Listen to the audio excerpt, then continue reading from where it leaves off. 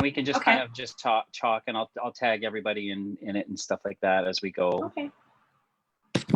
Since we're live already. Okay, so I will just start tagging everybody in it. Okay.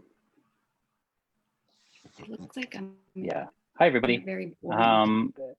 We are. Oh, look! I've got my virtual background. This is cool.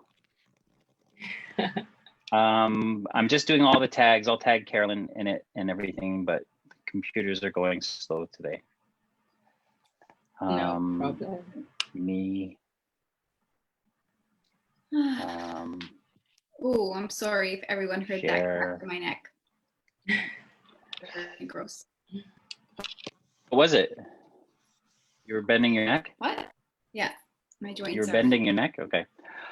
Okay, so hi everybody. Like I said, I'm just doing all the tags on the Facebook page, but we're waiting for Lathi to join us. But for now, we'll get the ball rolling with Carolyn and Melissa.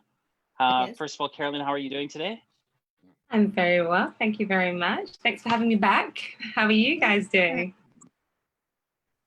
I'm glad to have you back. I'm really well. super good. Yeah. Awesome. Mel, you can say how good you are first. I'm better than you. No, I'm good. I'm back in London, which feels good. Lathi is trying to get in, by the way. Yeah. But yeah, it feels good to be back, and it feels a little surreal, but also very like aligned with where I should be in general in my life. So I'm feeling good about it. Yeah. Awesome. How have things been going for you, Carolyn? Yeah, really good actually. It's all going in the right direction, and I feel like, you know, when you kind of just realize, see all the pieces coming together and everything starting to work. That's a really nice feeling. It's like, okay, I see how that fits in. I see how that fits in. So good. Ooh. I like that. Things in motion. Yeah, Lathi's is just trying to get in right now. So, oh, she's a participant. So we are gonna, Mel, do you see her up as a participant? Nope. I can't get in. She's saying she's a participant. There she is. Oh, now I see her. Yeah. I can see 4. There we go. There we go. There we go. Yeah, as a participant, and I was like, what's going on? I'm locked out. You're in. You're in. I'm locked out. Amazing. Lathi, how are you? I'm good. How are you? I'm super good. We're just kind of like having a little chit chat, just kind of a little catch up, saying how we're all doing. So it's so amazing to see you. How have you been over the last couple of months? Sorry, well, even though we've been speaking. I'm going to dress so I don't look like I'm glowing. Melissa, you're in London. I am. It's nice to be closer to you. For some reason, it feels like really nice, even though, you know, distance is not really a thing. But here we are. We're in the same city. Yay. Yeah. Who would have thunk? In March, it felt like it was never going to happen. And then all of a sudden, September rolls around. I'm like, this happened so quickly. I'm not ready for it almost. It's a weird thing to make sense of. This whole world is feeling very strange. But also, like you said, Carolyn, like in a good way, where like things are kind of in motion and just have to roll with it. And it's aligning in ways maybe we didn't know it was meant to align with, but it aligned. Anyway, that's me. Exactly. How are you doing? Lathi, sorry, how are you doing? Welcome. I'm good. Nice to see you. Internet cut out. I'm really good. Grateful for COVID. I think it definitely was the pressure cooker that everyone needed, and it's definitely brought out different things and brought to the surface different things, and I think connections are different as a result of it. They're a lot deeper. I think people I probably would never ever be able to find pre-COVID. I've been able to find and get really good, strong connections where there's no BS. You're not trying to kind of get to that next level with them. So really grateful. Yeah. Well, I like that a lot. Like, it just seems like we all are kind of figuring out what's important to us and what is of value with us without like the pretense of Now having we're to losing be. you. polite, or polite in a way that's of harm, not polite because we're generally nice, but polite because we are afraid of like owning where we're at and welcoming in our people to that. So how's London? Are you enjoying it? Well, I'm in quarantine essentially still. So on Friday, I'm allowed out and to explore. So ask me again next week and I think I'll have I do miss it though. I'm like, it's so close, but I can't really see it yet. So yeah, after my 14 days are up, I think I'll be happy to kind of see what awaits me in London. But it's it feels good just to be here. Yeah. That's good. That's good. I'm getting the feeling from all of us really that the last few months have been a time of like just newness. I know one of the workshops, well, actually one of the things that Melissa led me through with the new moon, is it the new moon or the full moon? On full moon. Yeah, the full moon was this kind of death of old self, and kind of really drawing a line with the old narratives that I had of myself, and kind of coming into this a new Nick really. And we've been talking a lot, me and Mel have been, about like the without birth, without the rebirth, you can't have the death. And it's this kind of thing of like these old ideas that I've been carrying around for like 49 years. You know, old ideas that I had when I learned, you know, from growing up in a very competitive, compete to win at all costs environment, you know, be better than everybody else, beat your friends, even compete against guys on the same teams that I played with, to this new way of like what COVID, what us all having this kind of common struggle in our lives, this common challenge, to these beautiful relationships that I've been able to have with like people like yourself, Carolyn and Lathi, where we can come together and kind of figure out like this a new birth of how this planet and humanity is going to be going forward. I find it just a very beautiful, interesting time, and I'm so grateful that we've been able to meet you two over this time. And today's subject is kind of talking about love and different ways that we communicate love and love language. And I can't think of, you know, three more perfect people that I would like to learn from on this discussion. So I kind of have a feeling I'm going to be sitting back again and just listening to you guys talk. So kind of going on that, what kind of different versions of love language have changed for you guys over the last few months? I didn't know you were going to throw that question out. There's a change in my love language, but there's a change in my understanding of how deep it goes for me, if that makes sense. So my overall languages haven't changed, but how deep it goes and what that means, and what that means to give as well as to receive, that has changed in the last 3 months, like profoundly. Yeah. I think for me, it's more around the giving, for sure. Actually, no, both, as Lathis, for giving and for receiving. I realized that for me, I thought that I was giving a lot of love, but I think the way that I was doing it has changed a lot. And I realized that for me, it went quite deep in the sense that because I wasn't allowing people to get close to me, I then, when I gave love, it was from a place of like, okay, we're keeping your arm's length. And I think this last kind of few months has really given me the opportunity to kind of dig it deeper and actually understand that. And I realized it's something that, something that happened to me when I was 14 that was really profound in my life, that I realized that made a massive difference. And it's only now realizing where that is. And so I think the way that I've been giving love now really changed, probably even in the last couple of weeks, to be honest. Yeah. And it's a lot more open, a lot more patient. And it's, really interesting, really, really interesting.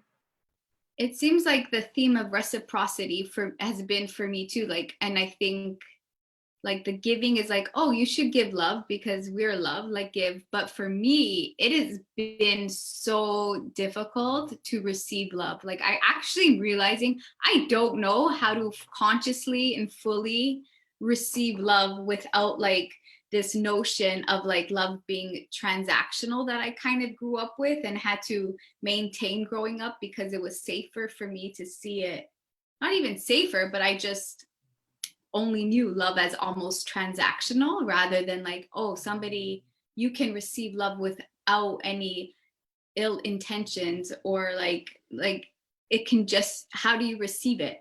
And I realized I don't actually, it's actively happening. It's an active learning right now for me. It's like receive it, not only because like to honor the gift of somebody giving me love, like that's a gift I can honor, but also honoring myself to realize I'm worthy of receiving love. And that is like I want to say lots of it, that's a hard thing to do, is to realize we're actually worthy of receiving love without any expectation to give anything back in return, right? I think that's something we all probably can identify with, is that struggle to, oh, you love me, okay, and I don't have to do anything in return other than be me. That's like a game changer for me that I'm not sure what to do with, but I'm sitting with it right now. Yeah. I'm gonna second that. Yeah. Yeah, I can identify a lot with that, because I think for me, for so many years, I was just sitting in like this kind of self-flagellation point. Now I'm not worthy of love, and that the only way I can express love is by doing things for people, but only wanting something back, you know, like doing things like acts of kindness that I thought, like buying presents, you know, spending money on people, or cleaning up the flat to impress my girlfriend or something, because really it wasn't to do that. It was to do that so she would go and tell people what a good boyfriend I am, because I didn't have any sense of myself. You know, I didn't have any sense of, and this has been my journey, is that, and Melissa knows this, is that in the last few months, it's been the first time in, you know, and I'm almost 50, where I could look in the mirror and actually say, I'm proud of you, Nick.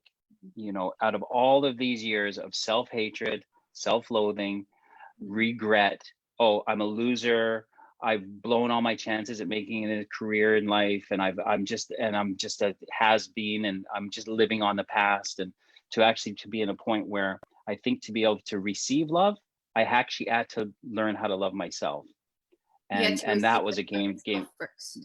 Yeah, I had to receive it for myself and actually say I'm worthy of it. And for me, I think like you, Carolyn, said, even in the last few weeks, it's been a game changer. It's not like this has been going on for months and years. Like this is literally very, very new for me.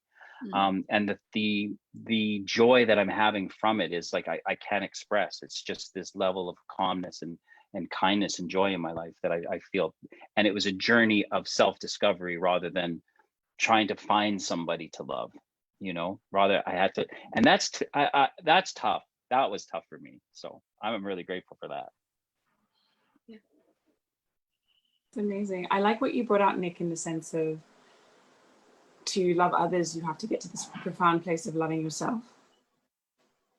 And I think with that whole self-love, it's the knowing where to put certain things into the right place, in the right perspective. And something I've had a lot of like shifts over the last 3 months is boundaries, and understanding that boundaries are the things that, especially if you've grown up in different families, similar to the one backgrounds we've had and other people, where boundaries haven't been very clear. And as a result, you don't know how to love in a way that protects you and is self-full and means that you can always give to a person. So it's really been such an incredible journey for me to realize that what boundaries mean and what they represent within that loving dynamic and that loving relationship that you're happy to give, but you know you have to be in a place where you can consistently take care of yourself and love yourself. And then from there, give to a person. And that's not selfish. And that's been something that's been so profound for me to learn and to understand. And I think over the past 3 months, I've had a lot of challenges with it, and it's really been pushed to the limit. But I've gotten to this place where I can still be me and still be loving, but at the same time, at the same time, know where I can state this is the line and this is where I'm at and this is how I feel. And there's nothing wrong with that. And whatever pushback is there, it's knowing that I'm still staying in love and I'm still being in a place where I'm loving. And the most powerful part of that is me knowing that it's loving to make sure a person knows where the lines are for them so they can stay in love. Because it's very easy for people, if they've not really had that understanding of what love is and how to give it, to know that this is the line, so they can know, okay, that's the line, to know that once I step over that, I'm out of love.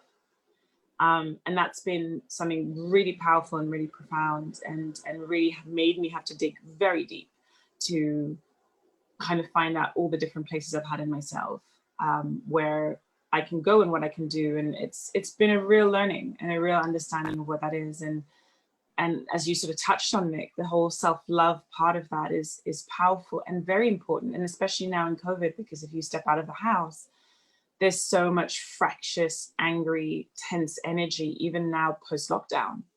And people don't know how to, dissipate it. They don't know what to do with it. And you do have to come from that full place that you're giving from a full cup, because it dissipates very quickly. So it's important. It is. And I want to kind of throw this one out, because we're using the word love. And for me, there's like a lot of people are going to be saying love means different things to them. Can each of you kind of speak to what, like, a definition of what love means to you? Maybe Mel, you can start with that one. I mean, I think, Lathi, what you mentioned in the beginning really struck me, which is like not so much the understanding of it changed for you. And I think that's what I resonated with. It feels a bit deeper for me. Like, it feels like, because the love of myself has infiltrated my essence, my spirit, in a different way than my understanding of what love looks like and how I express it, and how I almost need to see it play out for me has changed. And I think that's been I'm not answering your question, because I don't think love can be defined for me right now. I'm actually not sure how to define it, but it is kind of something like, it's become just kind of the state of being, I think, is what I feel like it is. It's like a state of being where we are fully, I'm going to use this word for the 15th time, aligned with it, with like our, however language you use, whatever language, spirit, God, universe, like we're aligned with a pureness, I think, and a peacefulness and a joy. That's what kind of the state of love. And I think everything just kind of resonates off of that. So love for me feels like more of a state of being, not something from within, really, that goes out, not vice versa. So, and I will say, like, I think we've talked about this because our workshop in the next month is about love. And I asked the question, like, what's our first memory of love? And given like the experience of my life, it was like so linked with this like really warped version of romantic love. So growing up, I just assumed the love that was like successful or most important was romantic love, within the framework and narrative of being kind of torturous and like longing and desperate and all these things. And that was kind of like something I've actively been breaking down and never felt really true for me. But I realized, well, it wasn't my fault if at 5 years old I was watching these things that told me what, like, there's one kind of love, it's romantic, and it's gonna look like a nightmare for you, but it's worth it. And like very heteronormative, very like cisgender, very like all the things that are not kind of holistic, like real, essentially. Anyway, that's kind of, I'm rambling, I'm gonna stop. So I don't know how to define it, but love is a state of being, and whatever that's gonna look like next week, it will change. So we'll see what happens. But right now it's a state of how I want to interact with myself and with everyone, which is just peaceful and joy and contentment. Carolyn, do you have kind of a definition of what love means to you right now, and how you could define it? That's an interesting one. I was just thinking when Mel was speaking, I kind of agree with her in the sense of it's more about the being, you know, coming from a pure heart, and it's about acting in love, in thought, and in word and in deed. So whatever you do, however you operate, any interaction you have with anybody, it's about coming from a place of absolute love for that person. And just really, you know, if you do that, I think whatever you do going forward, you can't act in error because it's from a place of love. And yeah, I think the purity of the heart is the big one for me. I can't think of a specific definition, but I do feel that it is about a being.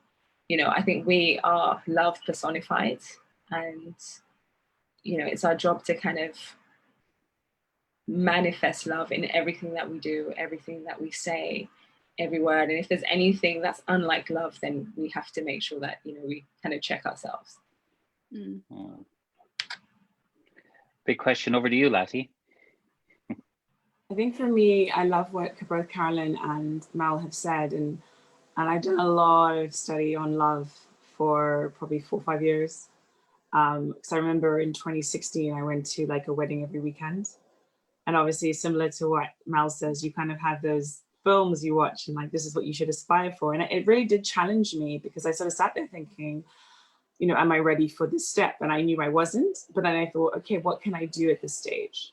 And the thing I decided to do was to read up about love and understand what it was. And I had this massive quantum shift epiphany, realizing that the truth of it was that what we're sold in the media and what love actually is are two separate things. So we're sold this notion of it's this sweeping emotion that just kind of wraps you up like a tornado and throws you about, and you just are completely changed and completely different. And from there you evolve and you become this thing. And it really isn't an emotion. And I think that's the biggest lie that we've been sold our whole lives, that love is an emotion. And love is a choice, and it's a choice to behave a very specific way towards someone, regardless of what they decide to do with it. And because it's a conscious choice for you to be a certain way to someone, there is a conscious choice of how you choose to be and how you choose to show up. And because of those conscious choices, it gives you a lot of room in terms of what you decide to do and where you decide to go. And even if you're in a relationship with someone, be it a friendship, be it siblings, be it parents, be it like a romantic relationship, those choices you make to love a person can mean that they can either be with you and then it's something that's beautiful and reciprocated and you're both filling up, or it can be a choice where you realize that you can still hold them in a space of love, but you can no longer be connected to them. But you're still being loving. There's no hatred, there's no venom, there's no vengeance, there's none of those different bits and pieces. And I think that shift has been something that has been challenged almost every single day since I made it mentally, because society and the world are focusing on the feeling.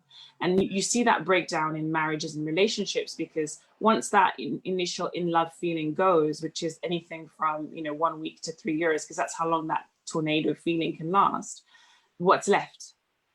And unless there's a choice of someone knowing, I have chosen to love you and to be with you and to give to you and to pour into you, once those things are, if those things have never been there, then it breaks down, because it is a choice. I like that. I also think when you were talking, sorry, Nick, can I say something? Okay. Yeah.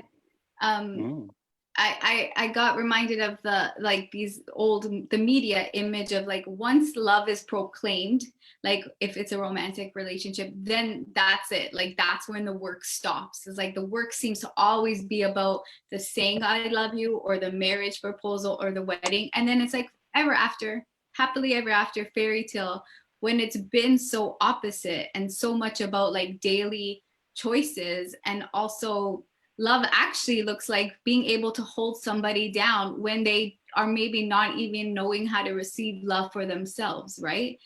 Or to be able to go through the grief and challenges and despair that this world will inevitably bring. And that's where the love actually lives and cultivates and shines, not just in the like, okay, we said it, okay, we're gonna get married, or okay, it's game, like all the hard work is done. Like there's actually no finality to it. It's like this constant process, but we have been given this like, this understanding that love has to look like a little bit hard, a little bit and then it's all worth it. And then you never have to worry about anything ever again. And it's all shiny new and pretty, where it's like a little bit messy, but that's what makes it so worth it, right? In my perspective anyway. You all have said some really beautiful things that have just in this moment made me really think about love being a language that my little brain just doesn't know how to speak yet. And it's a language that kind of comes from my gut. It's a feeling, it's senses, it's direction that comes from my gut, my soul, my spirit, whatever you want to call it. But I'm learning for this thing to talk to this thing, or at least listen to the language. So I'm learning about how different relationships make me feel in my gut and around my body, and then to remember when it was right, when it was wrong, when it was nice. But I think the thing that we've all kind of talked about is this idea of that this romantic love is these hearts and fluffy clouds and everything. Whereas what I would like to kind of maybe put through as a bit of a discussion is what has love looked like for you guys in sad and angry moments, in those moments of despair. So for me, I could just maybe relate to what love looked like for me, you know, at my mother's funeral, where in a time where you're thinking you're going to be really sad, you know, you've lost somebody, but and you know, where is love there? But for me, like I can sit back in retrospect and I can go, you know, my mom was with me the whole time. And I can sit now and I can reflect on it and go, like, love was there when I was sad. You know, love was there when I was alone. Love was there when I missed her. But I didn't really know how the language was speaking to me at the time. So I'm just wondering, maybe to you guys, what has love looked like to you guys outside of those ideals of romantic love, into where you've been angry in the past, or sad and lonely, and how has love kind of manifested it to you where you didn't really recognize it at the time, but now you can reflect on it and say love was present?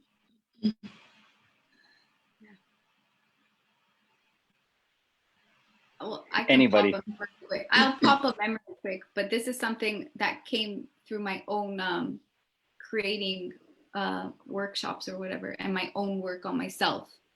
And it involved a relationship with one of my best friends who's no longer in the same way in my life.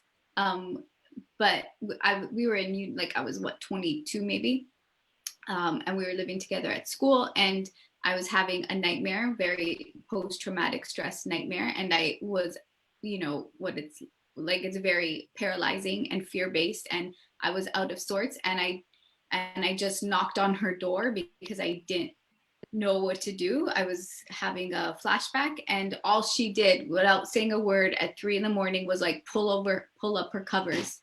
And I just knew I was gonna enter her bed. And we just slept with each other the whole night, just like cradling me, no talk, no need to talk, just that physical safety and comfort. It was just a gesture of pulling over her blanket.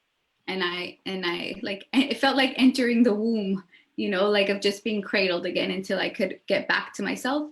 And so I think that was a really significant moment and act of love without having to call it out or define it or even talk about it. I don't even think she would remember that she did that. But for me, it was like, okay, cool. That's love. Wow. Yeah. That's hot. That's warm.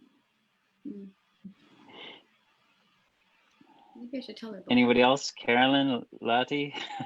I like that. I think it's really very special. I was trying to think about where I would have not recognized I was receiving love. And I think it's brought back to me. So I have a really good friend of mine who, they say, I love food. I didn't realize how much I love food, but I love food. I think I've said it, but I didn't realize how much until I realized that the way that this person showed me love was by feeding me all the time. And I hadn't realized actually feeding me and kind of filling me up. It's a really weird one. It was only now I'm like, yeah, you know what? Actually, yeah, that kind of receiving love, and I just didn't recognize it as for what it was. Because I'm just like, well, you know, it's food, blah, blah, blah. But actually, it was really lovely food, and it was made with love from a, you know, from a pure place, from a pure heart. And you know, when you mentioned what you said, Mel, I was like, actually, yeah. I guess that was a time where I didn't recognize it as love, but it really, really was. And you know, that's a really special thing. And you know, I realized it's something that actually made a massive difference to me and who I am. So yeah, that's one time for sure. I mean, a few times, but you know, lots of meals over a period of time. Lots of love notes. I think I'm going to go in a different direction to your question, Nick. In the sense of when you said when you're angry and when you're sad, I've been through a massive amount of loss in my lifetime of very close people. And I think what those losses do is it really you the level of love that you have within you as a person. And I think at the times when I've lost, like I lost half my family, you know, thus far, I think having lost that much, there were times after the fact that I've wished I haven't loved so deeply. Because there's not a place I wouldn't go, there's not a thing I wouldn't do to keep them safe, to make sure they were all right, to make sure they were happy, to make sure they were thriving. And I think that's the thing, that I think once you lose them and you're so angry that they're gone, is realizing, I think for me, is my brain would just keep on finding ways to explore what I possibly could have done. And then I remember once I stopped churning all those things in my mind, I realized that I showed them how crazy, passionately, out of this world, there's nothing I won't do, how much I love them. I showed them with every scream and shout about me wanting them to grow, to be, to do, to have. And they would have left this world not doubting how much I love them. And I think that that's something that's important, because there's so many people who have silent love and they never let the people around them that they know how much they love them. And I think that's one thing that kind of gives me a lot of comfort, knowing is that there was never a point in time they could say that I don't know whether this person loves me. They knew it. They knew how passionately, how violently, how fiercely I loved and poured into them. And sad that they're not there to continue to do that. But I know that they knew that that was something that was real. And it was sometimes not expressed in the most elegant, most tidy, most pristine way, but it was real. Mm-hmm. That's beautiful. Yeah. I think it's just kind of what it's made me think about, Lathi, is like, you know, how we express our love, you know, and it's kind of feels like, I want to say there's a spectrum of how we take actions towards people, you know, people who we love on that romantic bit where we're trying to be in those really early stages. And then there's like, you know, nieces and nephews who we're trying to teach, maybe with some kind of tough learning, I suppose. Not tough learning, but I want to use the language right, but maybe, you know, directing them in a way where you're trying to help them where it might not look so lovely to them at the time, maybe with some firmer tones and stuff. And it's just something that I'm just really trying to sit with, on just different ways that we express love to different people at different times, but really love ultimately being action, you know, that we take towards people. And I think that I always try to end that with action towards people with no expectation of anything in return. And this is a practice. This is something that we don't really get right off the bat. But if we have it in either our personal relationships or in our work environment, I think a lot of people think that they can't carry love into the work environment because it's going to be a space where we have to work and we have to compete and we have to excel, rather than is it going to be a place where we can actually have our heart open to how people are how they are doing during the day, and being able to ask questions. How are you? You know, and these little simple acts of just kindness, you know, multiplying and becoming more and more positive in people's love. So maybe that's just kind of something to open up as a discussion, is just different ways to express love. Well, I think what a question I'm kind of floating in my head too is like, what would love in action require from us? Like maybe if we frame it, at least the way my mind is working right now, like, okay, if we agree, let's say for argument's sake, that love is, what did you say? Love is action? Action, yeah. Action. So if love is action and that's what we're going with as our thesis, then what would love in action ask of us? What would it require from us? So like, what does it invite us to do, to reflect, to discover about ourselves and our relationship? Maybe that's the thing. Something you mentioned, Nick, was about, you know, going into like off work environment or whatever. Like for what I do, I have to basically create a loving environment. If I don't, people don't progress and don't thrive in what they're doing. But one thing I think that's really important is, you know how it's very normal for people to say, hey, how you doing? What's up? How you? You're right. But most of the time, people don't necessarily want to know the answer. And they won't hold the space to allow people to actually answer. But at the same time, when people are asked, how are you? A lot of people don't take the opportunity to actually share how they're really, really feeling. And so there's this kind of, I don't know, slight mismatch of, you know, how are you? And actually stopping and saying, okay, I'm asking you because I really want to know the answer. And I want to hold the space for you. So tell me, how are you really? I remember years ago, a friend of mine sat me down. She was like, how are you, Carolyn? And I'm like, I'm fine. And she goes, no, how are you?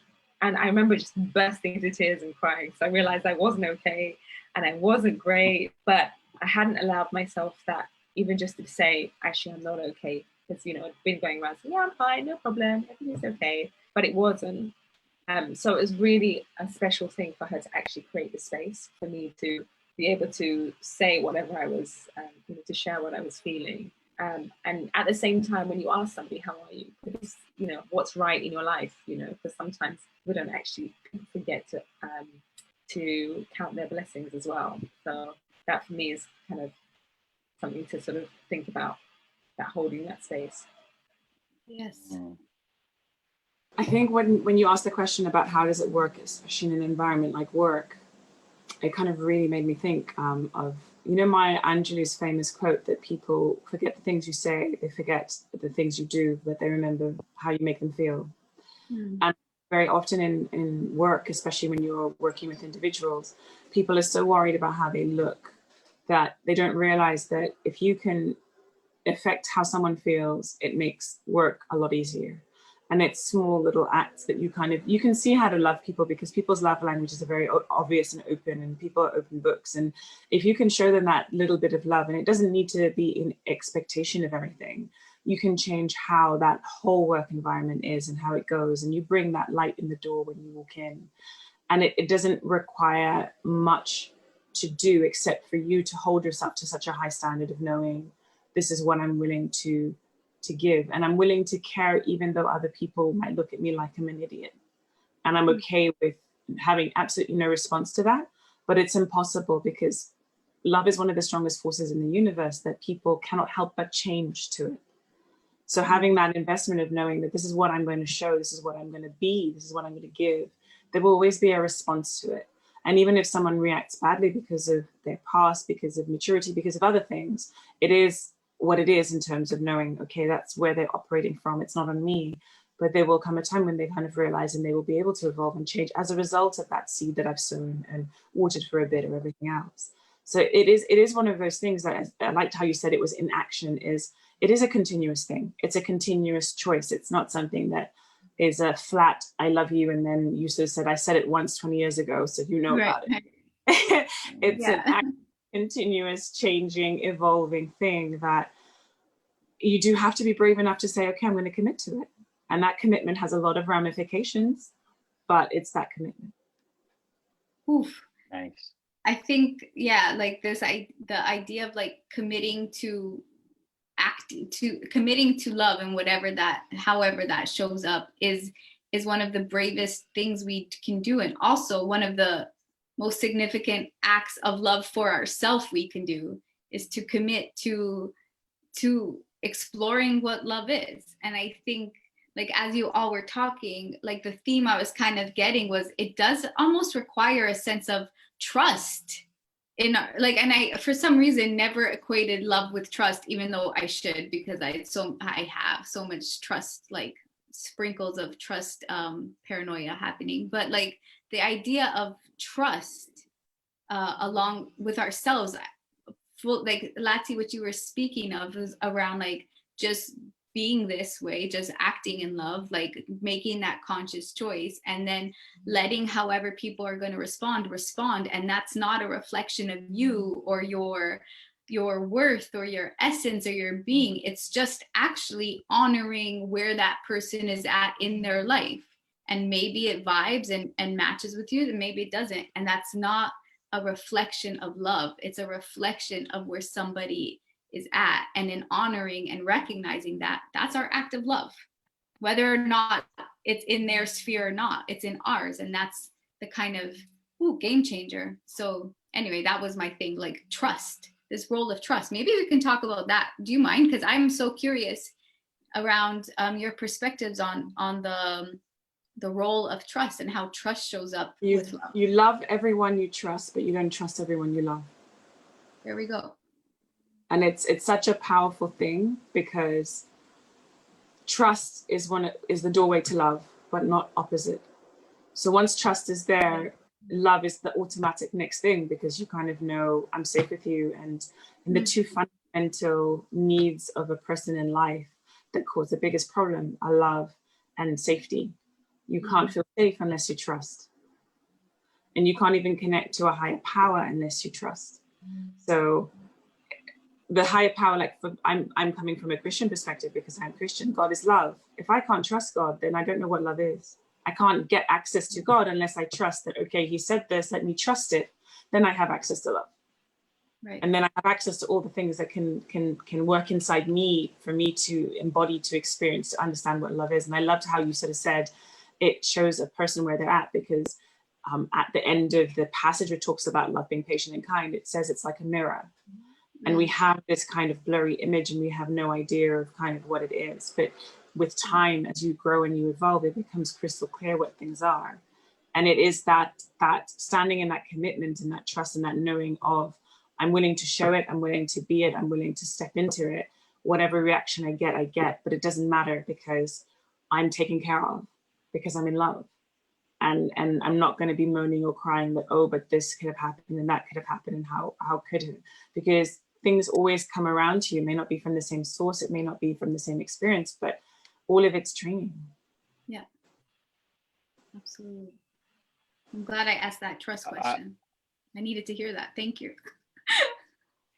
Lathi, you basically described my journey right now that I could kind of lay out again, is that my journey has been one of fear, scared, 8-year-old boy, violent household, scared, feeling like a fraud TV presenter, scared, almost dying of alcoholism, to one of faith, coming into a recovery community and having faith that if I took the actions that people who had been before me took, I would find what they had found, to then one of trust, using the tools that I was given, meditation, prayer, fellowship, being of service, collecting evidence along the way that if a certain thing happens in my life, I have a tool to meditate, pray, be of service, to then get through that and ride that little vicissitude, that little up and down, ride it. And then I'm collecting evidence to get to a place of trust.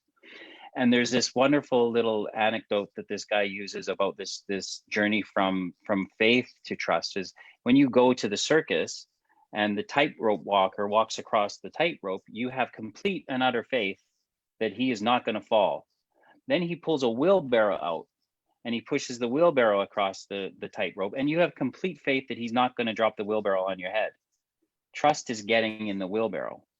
And I think that for me is a journey of collecting evidence along the way, because my brain needs to see that these things work along the way. And from that journey, I think now I've been in a place where I'm learning about what love really means to me, because again, love taking action towards people who can't give me anything in return. I'm blessed that I live in a recovery community where I can help people like that. They can't pay me, they can't give me anything back, but I can help them.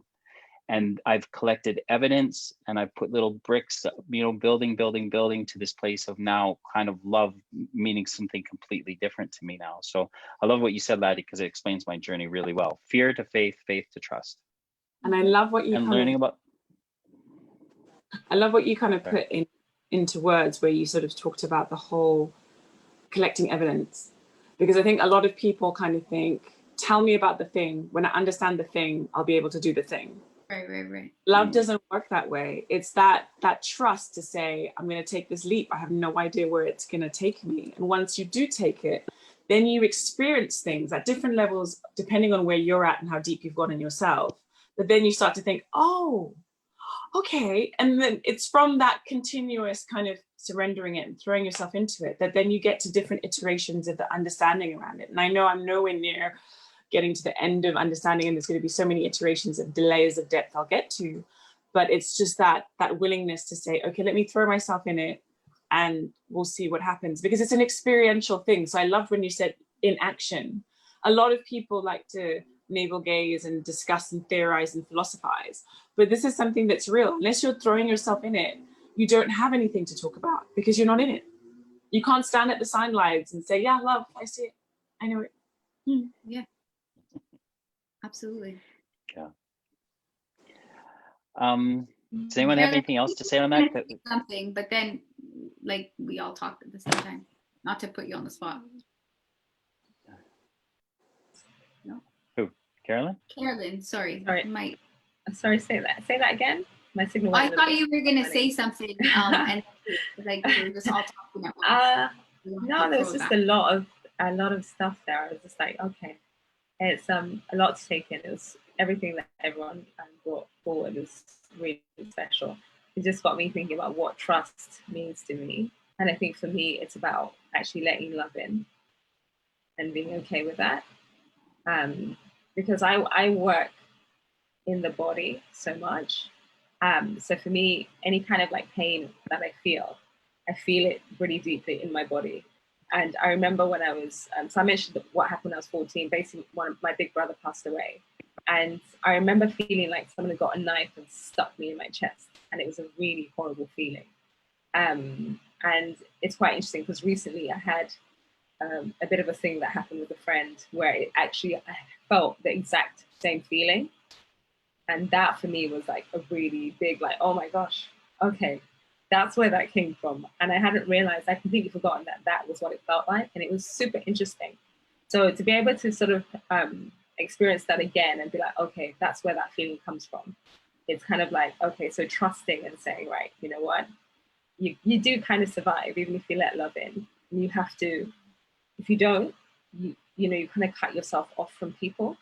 So I think it's really important to be trusting and saying, actually, I'm okay to receive this love. I'm okay to give this love. Otherwise, you end up kind of stumping yourself emotionally, and it's just really, a really interesting realization that I've had in the last few weeks. So, yeah, that's where I'm at. I've got a. Sorry, go ahead, Mel. No, go on. I've got a question for all three of you that you can answer individually. What do you think of pigeons? The bird, pigeons. I feel like I was going to ask a really important follow-up question to Carolyn, and then now I have to talk about pigeons. And I'm a little There's a point to this question, though. I know there must be. Yeah. We're going to trust that there's a reason to this question. Of course there is. What do you guys think of pigeons? How would you describe a pigeon? Pigeon. Right, it's a bird. Yeah. A lot of people describe them as flying rats, right? Well, in London, well, I wouldn't even say they're rats in London. I think we used to have pigeons and doves in an aviary when I was growing up. And they're really beautiful in the countryside because they have the iridescence on their feathers and they can eat right and they're not struggling.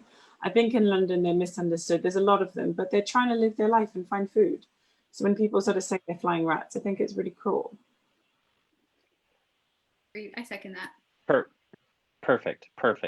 And this is what I wanted to try to say. This is like a thing about narratives, is that a lot of people would say that in London they're a nuisance, they're a pest, whereas like 150 years ago, and even Lathi, not in your lifetime, pigeons were cherished. They're an amazing animal, and they were actually used, to keep and to race and to fly and to be looked after and to be loved. Pigeons were loved by people, and then they were all of a sudden, let's let these pigeons go and let's let them free. Nobody knew that they were going to breed as well as they bred so that they all of a sudden became more populous and they needed to just go looking for food. But the narrative of the pigeon has changed. And I think this is something that Melissa, I know that Melissa, when she talks about younger women who discuss what love means to them, and this narrative around social media, sexualization, pressure of the narrative of what love is. So I'm wondering on a social scale, on a larger scale, the narrative of love, how as individuals and as organizations are we going to go forward to try to help people with the narrative of love, to try to bring it back to, you know, these beautiful pigeons rather than, you know, these flying rats. That's my point, is the narrative of love and how it changes, because we're kind of coming up to our last little bit of time. So I just wanted to kind of throw that out. Mm-hmm. Can you say it again, the question? So the question is, how do we help change the narrative of love, especially to, you know, younger people in the communities that are very pressurized with social media and the sexualization of love? Transactional relationship. I think sex is not the door to love. Because I think a lot of young people think if I get attention, if I get likes, I'm loved. And that's not love. That's attention. It's something very different. And it's sad, but it is really encouraging them to be able to actually connect with people. Because if you can't connect with people to be either be able to give or receive love, and I think that's one thing that lockdown has probably proliferated even more, is that there's been so much separation between people, is the only way people can interact and connect is through social media and through, you know, Zoom calls and through other things. But it's that understanding that true connection with people isn't about you giving a show. And as a result, by giving a show, then there's something commensurate, because you'll always be chasing something more. The likes will never be enough. The comments will never be enough, and you'll just feel worthless inside because you're chasing something that's never going to be attainable. Mm-hmm. I would agree with that. It's something I was having a conversation with somebody just the other day about this, and we were looking at the idea that a lot of the times people look for love from the outside in. So whatever attention you get, as Lathi mentioned, you know, it's all external. Everything is outside. It's like, you think of the word without, it kind of implies that something's missing. But if you work from the inside out, so you look within, then, you know, you're kind of thinking, okay, it's a whole, there's nothing missing, it's complete. And when you're connecting with somebody, it's really about figuring out, okay, can I connect with this person? Can I evolve with this person? As opposed to, oh, they gave me some attention. Oh, wow, okay, that feels great, you know, which is what tends to happen. And, you know, you're kind of busy going, oh, they looked at me. Oh, they gave me this attention, so great. And you're busy looking at what this external is rather than saying, okay, how do I feel inside? Does this feel right? And, you know, can I evolve this person? Yes, no. And moving forward, it's so important to kind of have that awareness. And another thing that I am recently, so I'm running this program at the moment where we're looking at it's kind of de-traumatizing the body, etc., etc. But you know, it's a 360, so you don't just look at the body, you look at the mind, the whole person. And one of the bits of homework I gave someone to do was, I want you to write a story from your perspective at that particular age for the messages you were receiving at that particular age. It was an age 6 about the body. And then I said, but I want you to also write the story from the perspective of your parents and any other close family members. And then it was a case of, right, so now that you've got that, it's like understanding where are they coming from, what are their, what was their upbringing, how was that come into play to then create this message that sits in you as an individual. Yeah. And so getting her to kind of go inside out, as opposed to, but she's kind of looking outside in, but then inside out, and being able to see, okay, what messages are we receiving?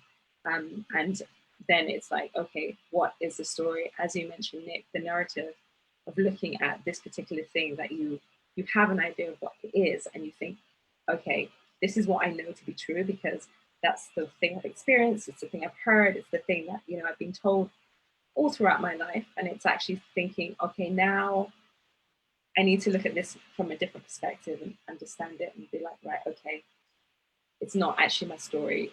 It doesn't have to be my story. And just because everyone else is doing it, you don't have to do it, you know?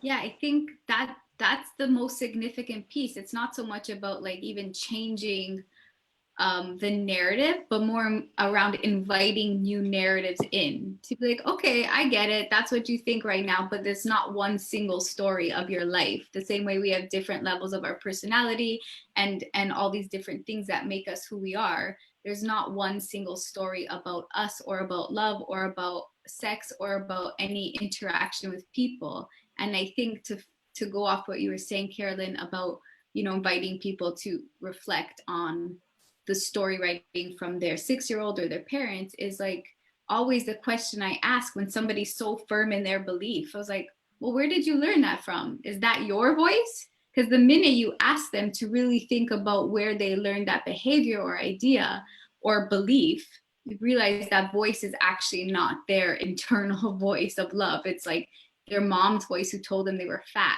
or their dad's voice who told them they would never be loved if they didn't look this way. Right? Like, or their 14-year-old best friend who's like, the only way to love is to have sex with a guy or a girl, whatever. So like, I feel like if we really question like that, there's invite more narratives and stories and ways of being in, then it breaks down this kind of mold we have around how we think we need to show up to get love. Right? Yeah. Yeah. That was a lot. Yeah. So guys, we're kind of just gonna be wrapping up. Let's kind of talk about the next few months. What do you guys have planned? Love and trust. I think for me, the business is quite busy. Got a few new people started yesterday, and just lots of workshops and group programs starting next month, and there's a lot of exciting things. I think COVID has given a lot of information and data, and I think on an identity level, everyone is challenged. So there's a lot of work to do, and it's been gearing up, and I'm really, really excited about it. So definitely, if people want to keep in touch, look up my social medias. There's always stuff we're posting. LinkedIn is probably the best one because I do the most stuff on there. But yeah, there's a lot of different things that are coming out and coming to the fore, and it's really exciting. Beautiful. Amazing. Carolyn? Yeah, for me, so at the moment I'm working on a 7-week Detraumatize Your Body program. It's like a group program, and again, as I mentioned, it works around the body, a 360-degree look. And I've just been coming up to, I think we're in week 5 of the first kind of iteration of it, and it's been really interesting seeing the surprising things that have been coming up for people where you're like, oh my gosh, okay, wow. And really exciting actually just to see them develop, to see them grow. So there's going to be another one coming up sort of towards the end of September. So if anybody wants to sort of get in touch with me and arrange a call, basically, you can find me on social media. My name, Carolyn Zimba, on LinkedIn, or website is www.theea.life. So that's theea.life, and EA basically stands for Empowered Alignment. So yeah. Amazing. I've tagged you both in this Facebook thread, so you can, if you want to put your LinkedIn and your web address there, then please feel free to do so, just so people can get in touch with you. I think you're both absolutely amazing, and what I'm looking forward to in the next couple of months is the 4 of us plus Mago sitting in a park somewhere before the leaves all fall off the trees, and having an in-person chat. I think it'll be amazing, and we can look forward to that. I thought, when's your quarantine done? Friday. Oh, so we need I know. Little group text then. Yes, I can't wait. They're perfect. Yeah. Amazing. Yeah, it'll be awesome. So guys, please put your social media tags in the Facebook post so people can get in touch with you. Mel, thanks. Any final words from you, Mel? No, it's always just an honor to share space with both of you, like creatures of love, and always I have these gems of insight when you both speak, so I just appreciate your existence. Thank you for having us. Yeah, I think that out of all the talks we've had, I want to go back and listen to this one, because you guys just really gave me some just amazing things to think about. And I'm so grateful that we could talk about this subject, which I think is just of the moment, where we're learning. We never have to know it. We just have to learn it, of what love means. And I think that's awesome. So thank you all so much. Thank you, What's On at Elephant and Castle Facebook page. Don't forget, on Thursday, we're going to have a workshop talking about all of this, led by the fabulous Melissa. So that'll be at 11 a.m. on Thursday, not at 2 p.m. So at 11 a.m. on Thursday. Thanks, everybody. Thank you. We'll see you later. Thank you. Bye-bye. Bye.